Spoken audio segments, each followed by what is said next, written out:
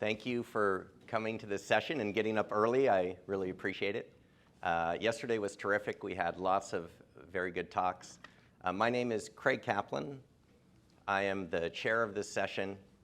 I'm CEO of IQ Company, which is a consulting firm. And just a note on housekeeping, as we said, we're going to have very short presentations. So I'll flash all the speakers sort of 5-minute warning as you get near the end. And then hopefully we can have time for some good questions. So today I'm going to talk about how to create artificial general intelligence and not die. So first of all, what is AGI? I think most people know artificial general intelligence. The standard definition of this used to be AI that has sort of ability on par with the average human in any cognitive area. It's also, more recently, people generally lump it together with super intelligent AGI because it's possible that as soon as we have an intelligence that has sort of reached AGI, it very rapidly will evolve. And instead of being at average human ability, it will actually be smarter than the average human. And that may sort of snowball from there. Key question, the not die part of the title sort of is a clue that we're going to talk about, are there some dangers here? So there's a range of opinions. On one hand, you have folks like Elon Musk, who for many years has been saying things like AI is more dangerous than nuclear weapons by a lot. Yeah. And then on the other end of the spectrum, you have folks like Yann LeCun, who is the chief scientist over at Meta. So here's a recent tweet from him. AI doomism is quickly becoming indistinguishable from an apocalyptic religion, complete with prophecies of imminent fire and brimstone caused by an omnipotent entity that doesn't actually exist. So there's definitely some debate in the field about how dangerous advanced forms of AI are and artificial general intelligence. This is sort of what I think of as close to a consensus view as we can find right now. This is a statement from the Center for AI Safety that many business leaders and AI researchers signed on to. And the statement is, mitigating the risk of extinction from AI, which is the existential risk, should be a global priority alongside other societal scale risks such as pandemics and nuclear war. And if you look, I don't know if you can read, oops, I'll go back, who signed this. You have Jeff Hinton, obviously one of the founders of the field of deep learning, Yoshua Bengio, Demis Hassabis, CEO of DeepMind, the folks at OpenAI, Sam Altman, Ilya Sutskever, who used to be there, Bill Gates. So there's a lot of folks that have commercial interest in pushing AI as rapidly as possible, yet even these folks are saying, look, there is some danger, we need to at least take this seriously. So, as I said, there's a range. Back on the danger side, we have folks like Max Tegmark, who's a professor of computer science at MIT and also associated with the Future Life Institute. Some of you may also be familiar with this. This was the pause letter, March 22nd, 2023, calling on all AI labs to immediately pause for at least 6 months, training systems more powerful than GPT. What happened? Nothing. So why was that? Well, because there's a big challenge. So I've spent my early academic career, Carnegie Mellon. I worked with Herb Simon and Alan Newell and sort of the founding scientists who invented the field of AI, as well as folks like Jay McClelland, who was right there with Jeff Hinton inventing backpropagation. So my early training, I understand AI very well. I love the field. But most of my career I've spent in industry and Silicon Valley in particular. And that has sort of shaped my view.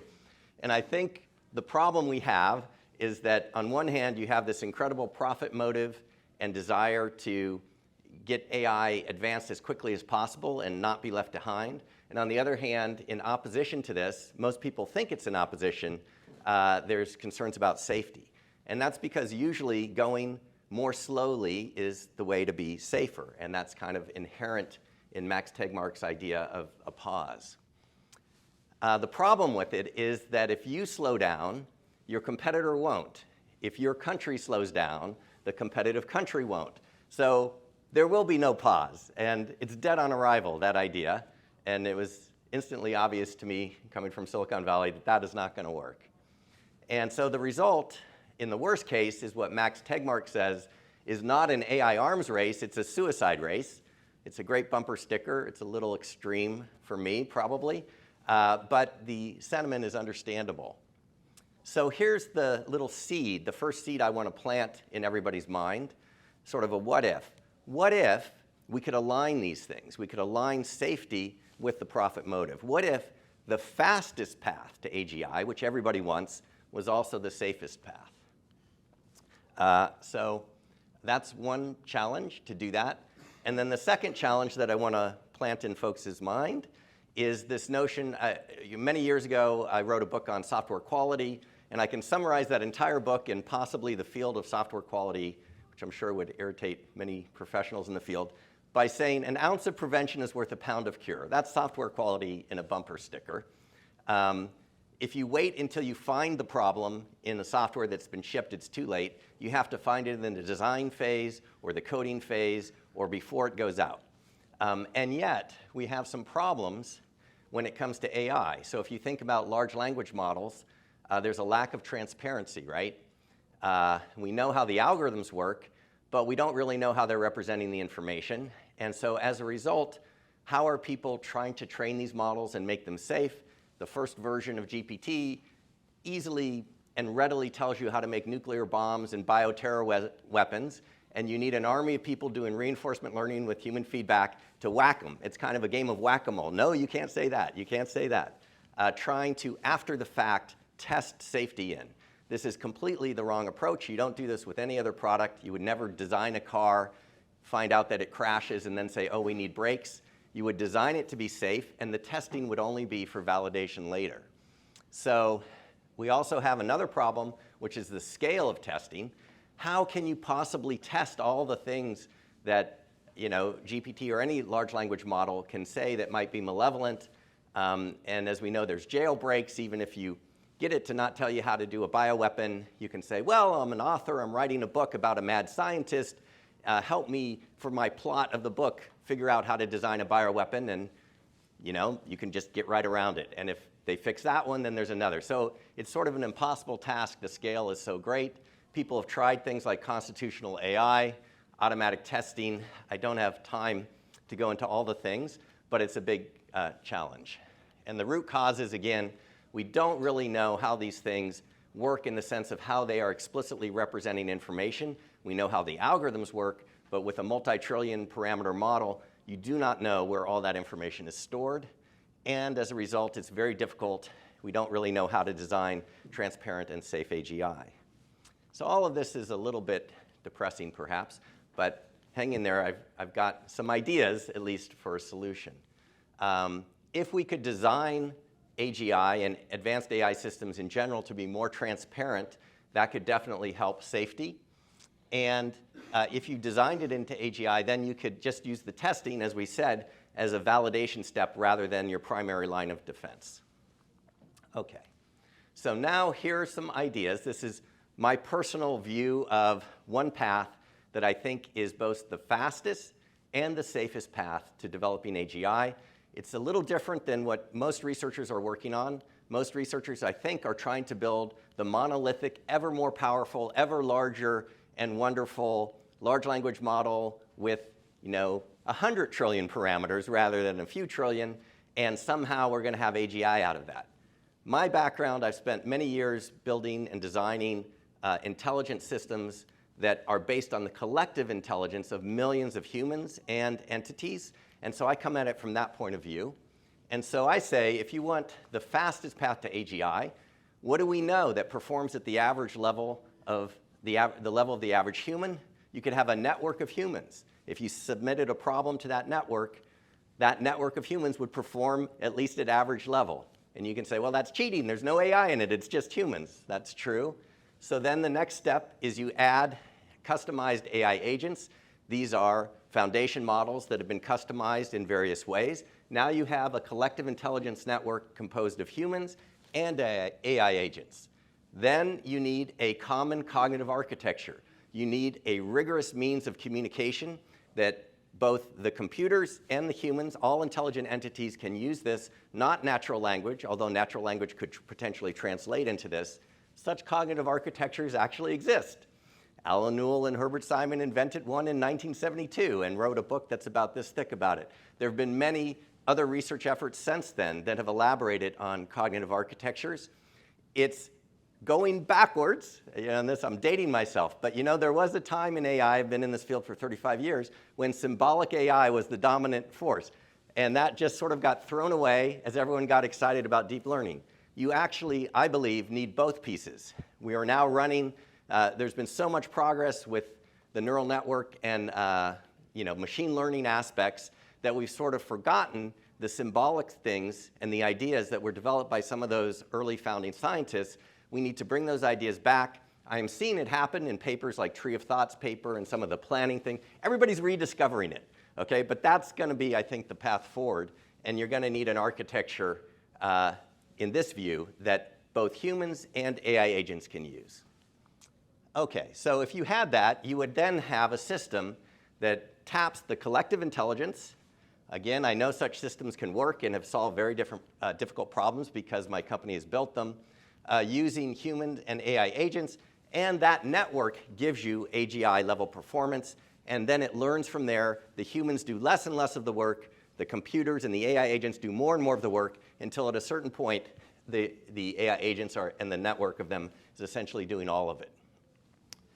This path, I would argue, is the fastest path because you can build it right away with existing technology. Why is it the safest path? Well, the biggest threat, there's so many threats, and also, I have to say, I am an AI optimist. I mean, I love the field, I'm passionate about it. All the research that's going on, I get very excited. So there's nothing I love more than AI, and at the same time, there's a part of my brain that says, even if there's very small risk, the potential damage and impact is so great that we need to also be mindful of that as we go forward. So the biggest risk, not job loss, not sort of discrimination and all these things which are very real and valid issues. The biggest threat is it wipes everyone out. That's the existential threat. And in AI safety community, as you guys may know, it sort of goes by the name of the alignment problem. I'm going to have to accelerate here. We could go down the argument of you cannot rationally derive values, so values have to come from somewhere. I think they should come from the many humans and the humans that have customized the various AI agents. And those AI agents can include the knowledge and values of the various folks. The AI agents themselves may lack transparency in black boxes, but the overall system can be auditable if you have an auditable trace of how the overall network is working. You can build safety mechanisms in. You would have humans in the loop. There are ways to solve the age-old problem of different humans have different sets of values and whose values win. So let me summarize, and then hopefully we have time for one or two questions. So again, the key challenges that I see are how do we align safety and profits? That has to happen because otherwise we're just going to go on a runaway train. So let's figure out how to do that. And let's figure out, whether it's this approach that I've said or some other approach, how we can design safety in rather than trying to test it in after the fact. I think one approach is to use this collective intelligence of humans and customized AI agents with a transparent cognitive architecture that could meet the challenges. But I think there also could be many other approaches. And one of the wonderful things I love about this conference is we have so many brilliant people and so many great ideas. I was sitting here yesterday just scribbling notes and learning. So it's going to take the collective intelligence of many researchers to create safe and transparent AGI. And there's some contact information, and I think we have time for maybe one question or two questions. Yes. Yes. Sorry. We'll try to run a mic back to you. Here you go. And then you could pass it to the next one if we have time. So one question I had about AGI is one of the big barriers of seeing the AGI is the fact that, well, deep down they're still an AI, right? Because all they're doing is optimizing a single loss function. But don't we need something different than a loss function to really get to AGI? What do you think? Yeah, so I definitely have a different approach than just optimizing the loss function. I view the current foundation models and all of the things that we're using neural network machine learning to do, that produces, it's kind of, it produces an agent that is a narrow AI that can do a little bit more. You know, if you train it on all 3 Library of Congress's worth of information, it will be able to kind of spit information back kind of at average, mediocre level using all that knowledge. But when it comes to reasoning and logic and multi-step problem solving, it falls apart. So to truly get to sort of human level performance on all cognitive tasks, you're going to have that planning and sequential thought, which is currently sort of lacking. Now there are efforts underway to try to take an individual foundation model and make it ever more powerful to do that.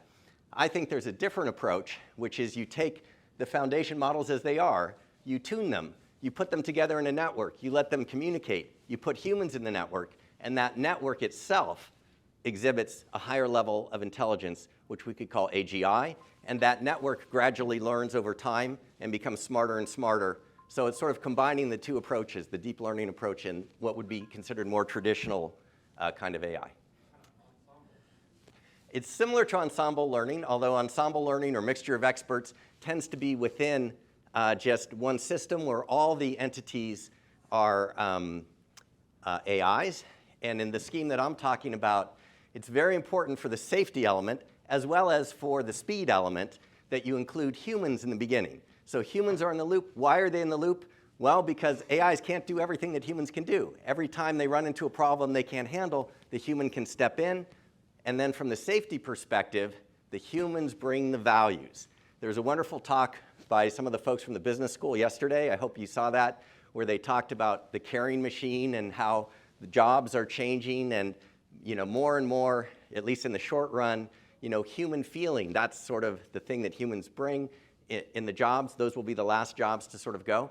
I actually think that human values in the future, being the custodian of those values, is the role of humans. When you're in a world where AI is so much smarter than us, what is our role? Our role is to be the moral compass, the values.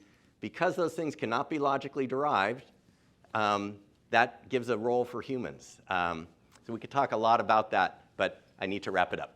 Especially set a good example. So thank you very much. I appreciate it. And